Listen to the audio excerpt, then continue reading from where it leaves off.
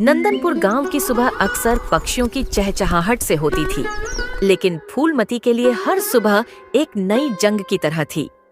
वह अपनी फटी हुई चटाई से उठी, उसकी पीठ में तेज दर्द था।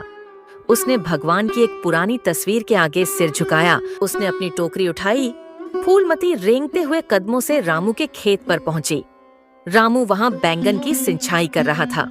अरे राम राम फूलमती चाची, आज तो आप सूरज निकलने से पहले ही आ गई। रात को तो सुना था कि आपकी तबीयत बहुत नासाज है। इस उम्र में इतनी भाग दौड़ ठीक नहीं है चाची। क्या करूं बेटा रामू, ये पेट की आग बड़ी जालिम होती है। कल रात तो लगा था कि शायद आज की सुबह नहीं देख पाऊंगी।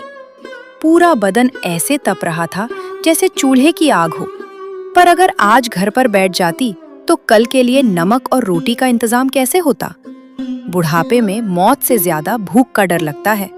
चाची, आप तो सच में तप रही हैं। आपका माथा तो अंगारे की तरह गर्म है। आप पागलपन क्यों कर रही हैं? चलिए, मैं अभी काम छोड़ देता हूँ और आपको शहर वाले डॉक्टर के पास ले चलता हूँ। वहाँ अच्छी दवा मिल जाएगी। नहीं रे बेटा, मैं सुबह होते ही पास वाले गांव के वैद्य जी के पास गई थी। उन्होंने जड़ी बूटी पीस कर दी है और कहा है कि आराम करो, पर आराम नसीब वालों को मिलता है, मुझ जैसी अभागन को नहीं। तू बस आज का सौदा निकाल दे ताकि मैं वक्त रहते गांव के घरों में पहुंच सकूं। चाची, आज टोकरी बहुत भारी हो जाएगी। आज मैंने ताजी गोभी, लाल टमाटर और आलू निकाले हैं। आप इतना बोझ अपने सिर पर कैसे ढोएंगी? आपकी कमर पहले से ही झुकी हुई है। बेटा, जब कंधों पर जिम्मेदारी का बोझ होता है तो टोकरी का वजन महसूस नहीं होता। मुझे 4 किलो आलू दे दे, 2 किलो टमाटर और वो जो ताजे बैंगन दिख रहे हैं ना, वो भी 3 किलो डाल दे।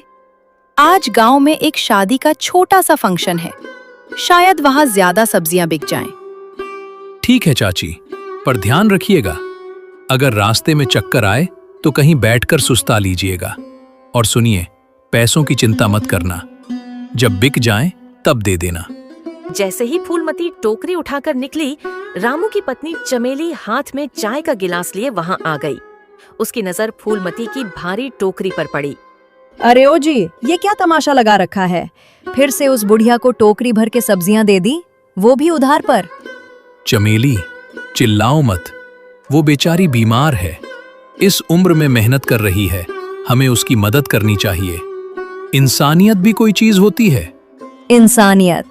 आपकी इसी इंसानियत ने हमें कंगाल बना रखा है। वो बुढ़िया हर रोज आती है, मीठी मीठी बातें करती है और मुफ्ती में सब्जियां ले जाती है। पिछली बार का हिसाब भी अभी बाकी है। क्या हमने ये खेत समाज सेवा के लिए खोला है? हमारे बच्चों के पैरों में जूते नहीं हैं और आप दान पुण्य कर रहे हैं। चमेली, वो गांव की बुजुर्ग है। उसके पति के गुजरने के बाद उसका कोई नहीं रहा।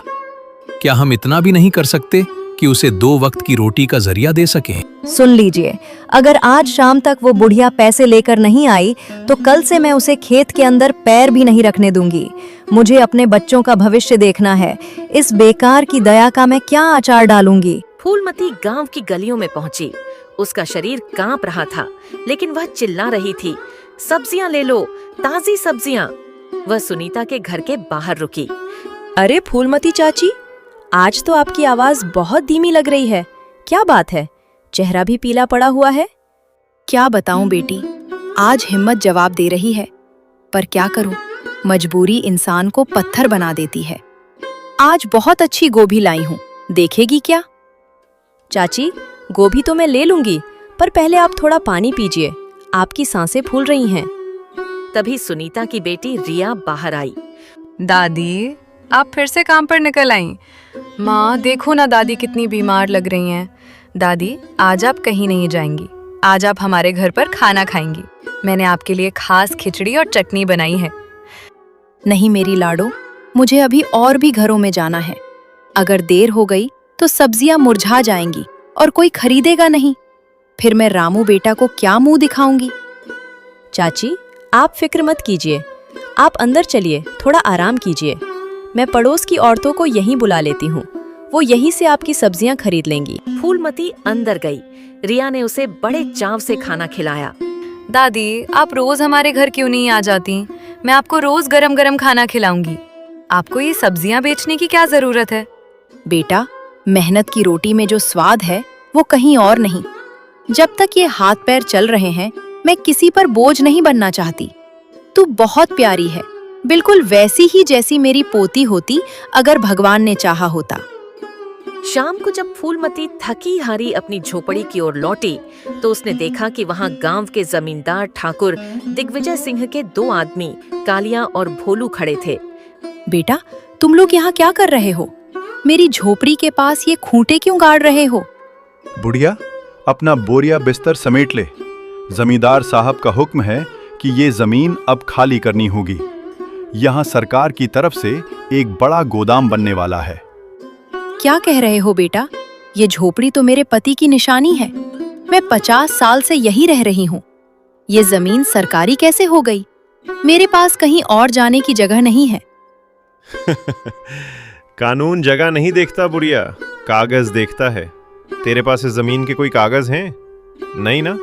तो फिर ये जमीन सरकारी हुई। ठाकुर साहब ने कहा है कि अगर तूने 3 दिन में ये जगह खाली नहीं की तो हम इसे मिट्टी में मिला देंगे। बेटा, मुझ पर रहम करो। मैं इस उम्र में कहाँ जाऊंगी? किसी पेड़ के नीचे मर जाऊंगी मैं। जमींदार साहब से कहो कि मुझे थोड़ी सी जगह दे दें। जमींदार साहब के पास फालतू वक्त नहीं है। चुपचाप खाली कर दे, वरना अंजाम बुरा होगा। वे दोनों चले गए। फूलमती अपनी टूटी हुई चौखट पर बैठ गई और फूट फूट कर रोने लगी। आसमान में काले बादल छा रहे थे, जैसे उसकी जिंदगी में भी कोई बड़ा तूफान आने वाला हो। 3 दिन बीत चुके थे। फूलमती की रातों की नींद और दिन का चैन छीन लिया गया था। वह हर पल अपनी झोपड़ी को निहारती और रोती। चौथे दिन की सुबह जब गांव में कोहरा छाया हुआ था, तभी जमींदार के लठैत कालिया और भोलू बुलडोजर जैसी मशीन लेकर नहीं, बल्कि कुल्हाड़ियों और आग के गोलों के साथ वहां पहुंचे। फूलमती अपनी कुटिया के अंदर चूल्हा जलाने की कोशिश कर रही थी। तभी बाहर से जोर जोर से चिल्लाने की आवाजें आईं। अरे ओ बुढ़िया, बाहर निकल। बहुत मोहलत दे दी तुझे। आज ठाकुर साहब का सब्र जवाब दे गया है। बेटा, अभी तो सूरज भी नहीं होगा। इतनी सुबह मुँह गरीब पर क्यों कहर ढा रहे हो? मैंने कहा था ना, मुझे बस थोड़ा और वक्त दे दो। मैं कहीं और ठिकाना ढूंढ लूंगी। वक्त खत्म हुआ बुढ़िया, तू प्यार की भाषा नहीं समझेगी। ये देख कुल्हड़ी, आज तेरी इस घास फूस की छत को हम जमीन पर मिला देंगे। नहीं, इसे मत छुओ। इसमें मेरे पति की यादें बसी हैं। अगर इसे तोड़ना है तो पहले मुझे मार दो। मैं इस उम्र में इस ठंड में कहाँ जाऊंगी?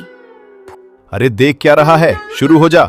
ठाकुर साहब शहर गए हैं। मजदूरों ने उनके बिना आने से सोचे पहले समझे ये जगह झोपड़ी साफ की होनी दीवारों चाहिए। पर प्रहार करना शुरू कर दिया। फूलमती जमीन पर गिर पड़ी और रोने लगी। मिट्टी की दीवारें गिर रही थीं और फूलमती का दिल टूट रहा था। शोर सुनकर सुनीता, रिया की माँ, वहाँ दौड़ती हुई आई। उसने देखा कि फूलमती धूल में सनी हुई जमीन पर पड़ी रो रही है।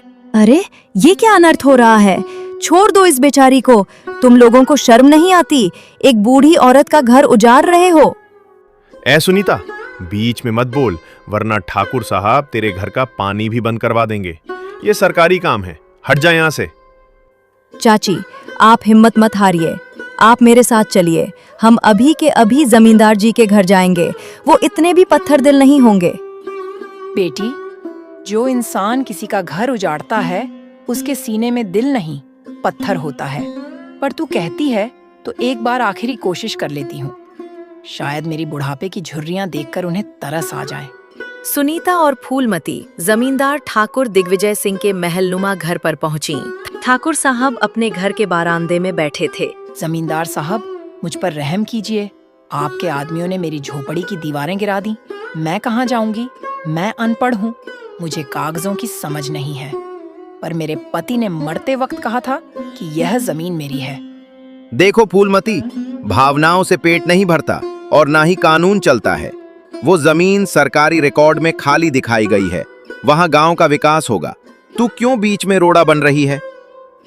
सरकार, विकास तो इंसानों के लिए होता है ना? अगर एक इंसान ही बेघर होकर मर जाए तो ऐसा विकास किस काम का? चाची को कोई और छोटी सी जगह दे दीजिए गांव में। सुनीता, अपनी हद में रहो। तुम एक मामूली किसान की पत्नी हो, मुझे मशवरा मत दो। फूलमती, अगर तूने आज के आज वो जगह खाली नहीं की तो जो बची कुची दीवारें हैं उन्हें मैं आग लगवा दूंगा। जाओ यहां से। ठीक है जमींदार साहब, अगर आप चाहते हैं कि मैं यहीं मर जाऊं तो मैं भी आपकी चौखट से नहीं हिलूंगी।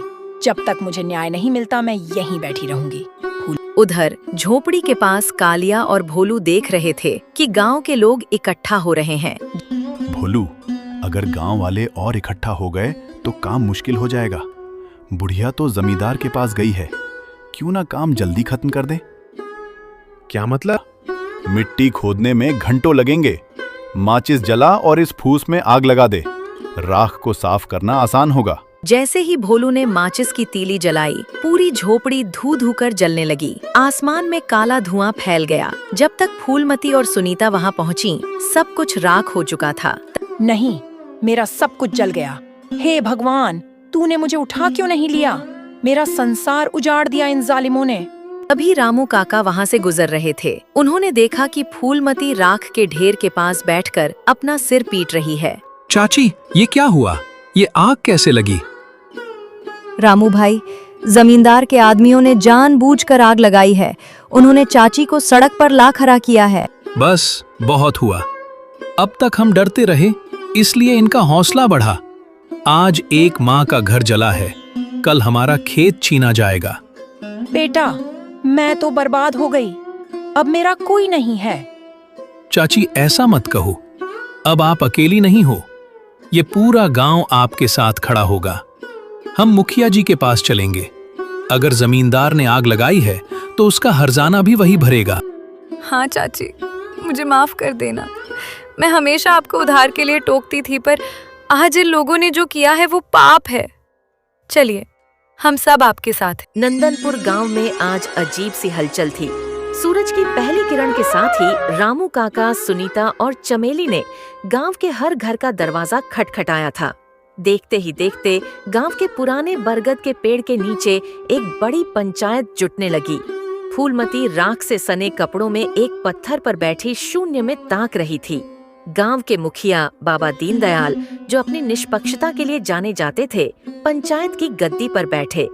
तभी ठाकुर दिग्विजय सिंह अपने लठैतों के साथ बड़ी शान से वहां पहुंचे। मुखिया जी, यह क्या तमाशा है? सुबह सुबह मुझे यहाँ क्यों बुलाया गया है?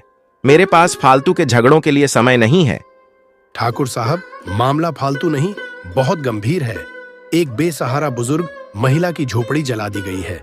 गांव वाले कह रहे हैं कि इसमें आपके आदमियों का हाथ है। झूठ, सफेद झूठ है यह।